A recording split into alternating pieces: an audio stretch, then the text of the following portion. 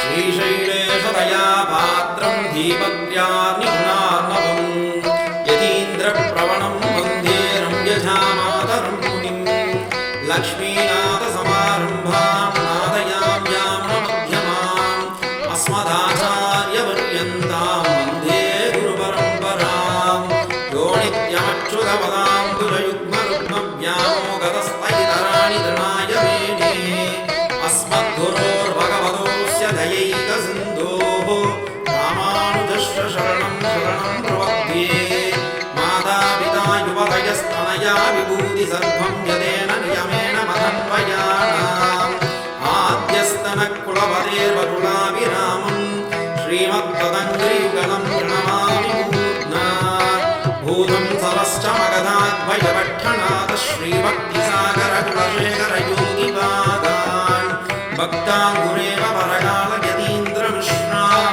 श्रीमत्पराङ्कुशमुनिं प्रणतोऽस्मि नित्यम् ஆழ்வார் திருவடிகளே சரணம். முதல் ஆழ்வார்கள் மூவரும் இணைந்த வரலாறு.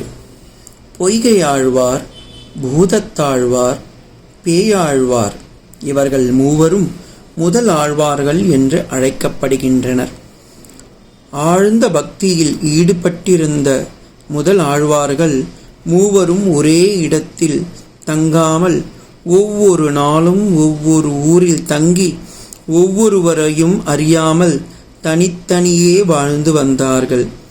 இந்த அடியார்கள் மூவரையும் ஒன்று கொண்டு திவ்ய பிரபந்தங்களை உலகம் உய்வதற்காக தோற்றுவிக்க வேண்டும் என்று திருமால் உள்ளம் கொண்டார். ஒரு நாள் பொய்கை ஆழ்வார் பெண்ணை ஆற்றில் கரையில் இருக்கும் திருக்கோவலூர் என்ற ஊருக்குச் சென்றார். அந்த ஊரில் உலகளந்த பெருமாளாக மகாவிஷ்ணு எழுந்தருளி உள்ளார். பெருமாளின் வலது கையில் இருக்க வேண்டிய சக்கரம் இவருடைய இடது கையில் உள்ளது. அவரது திருவடியின் கீழ் பிரகல்லாதனும் பலிமகா சக்கரவர்த்தியும் அவரின் மகனான நமூச்சி என்ற அசுரனும் உள்ளனர். அது இரவு நேரம். பொய்கை ஆழ்வார் இந்த ஊரை அடைந்தபோது பலத்த மழை பெய்ய ஆரம்பித்தது. எங்கும் செல்ல முடியாத நிலையில் அவர் அங்கிருந்த மிருகண்டு முனிவரின் ஆசிரமத்திற்கு சென்றார். அங்கு மழைச்சாரல்கள் அடிக்காமல் இருக்க வேண்டி கதவை அடைந்துவிட்டு ஆசிரமத்தின் முன்பகுதியில் படுத்து திருமாலை பற்றி எண்ணலானார். சிறிது நேரம் திருமாலின் திருவிளையாடலால் அதே இடத்திற்கு பூதத்தாழ்வார் வந்து சேர்ந்தார். இருட்டில் கதவை தட்டி உள்ளே வரலாமா என்று கேட்டார். தாங்கள் யார் என்று பொய்கையாழ்வார் கேட்டார். அதற்கு பூதத்தாழ்வார், சுவாமி, அடியேன் திருமாலின் அன்பர் என்று பதிலளித்தார். தாங்கள் திருமாலின் அடியவரா? இதோ வருகின்றேன் என்று சொல்லி படுத்திருந்த பொய்கையாழ்வார் எழுந்து கதவை திறந்தார். உள்ளே இருந்த இடம் ஒருவர் மட்டுமே படுக்க போதுமானதாக இருந்தது. ஒருவர் படுக்கும் இடத்தில் இருவர் அமரலாம் என்று இருவரும் அமர்ந்து கொண்டனர். திருமாலின் திருவருளை பற்றி பேசிக்கொண்டே இருந்தார்கள். சற்று நேரத்தில் மூன்றாவதாக பேயாழ்வார் அதே இடத்திற்கு வந்து சேர்ந்தார். கதவை மெதுவாக தட்டினார். அடியேன் தாங்கள் தங்க இங்க இடமுண்டா என்று கனிவாக கேட்டார். இதை கேட்ட பொய்கை ஆழ்வார் திருமாலின் திருவிளையாடலை எண்ணி விழுந்தார். முதலில் அடியேன் உடலை ஒடுக்கி படுத்திருந்தேன். பின்னர் பூதத்தாழ்வார் வந்தார். நாங்கள் இருவரும் உட்கார்ந்து பேசிக்கொண்டிருந்தோம். இப்பொழுது தாங்கள் வந்துள்ளீர்கள். மூவரும் இந்த இருளில் நீக்கி பொழுதும் புலரும் வரை நின்று கொண்டே இருப்போம் என்று கூறினர். மூவரும் உலகளந்த பெருமாளின் திருவடிகளின் சிறப்பை போற்றியவாறே நின்று கொண்டிருந்தனர். திடீரென்று அவர்கள் தங்களுக்கிடையே மேலும் யாரோ ஒருவர் புதிதாக வந்துவிட்டது போல் உணர்ந்தனர். இடம் சிறிதும் இல்லை என்பதால் அவர்களுக்குள் மூச்சு விடக்கூட முடியவில்லை. திருக்கோவலூர் பெருமானே பிராட்டியுடன் வந்திருந்தான் என்று நெருக்கப்பட்டாரோ? இதை அறியாத அவர்கள் அங்கு புதிதாக வந்தவர் யார் யார் என்று, யார் இப்படி நெருக்குவது என்றும் தங்களுக்குள் கேட்டுக்கொண்டனர். இருளில் எதுவும் தென்படவில்லை. அப்பொழுது பொய்கையாழ்வார் புற இருள் நீக்க வேண்டும் என்று திருமாலிடத்தில் வேண்டி முதல் திருவந்தாதியாய் வையம் தகலியாய் வார்க்கடலே நெய்யாக வெய்ய கதிரோன் விளக்காக செய்ய சுடராழியான் அடிக்கே சூட்டினேன் சொல்மாலை இடராழி நீக்குவவே என்று.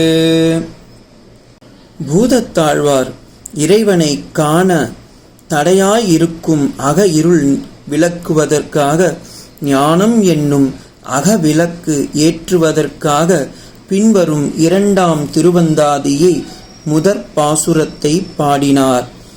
அன்பே தகலியா ஆர்வமே நெய்யாக இன்புருகு சிந்தை இடுத்திரியா நண்புருக்கி ஞானச் சுடர் விளக்கேற்றினேன் நாராயணர்க்கு ஞானத் தமிழ் புரிந்தனான்.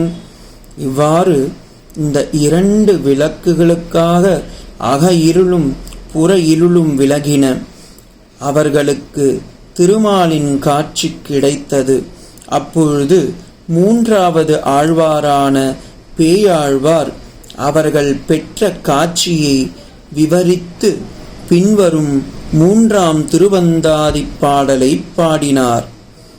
திருக்கண்டேன் பொன்மேனி கண்டேன் திகழும் அருக்கண் அணி நிறமும் கண்டேன் செருக்கிலரும் பொன் ஆழி கண்டேன் புரிசங்கம் கை கண்டேன் என் ஆழி வண்ணன் பாலின்று.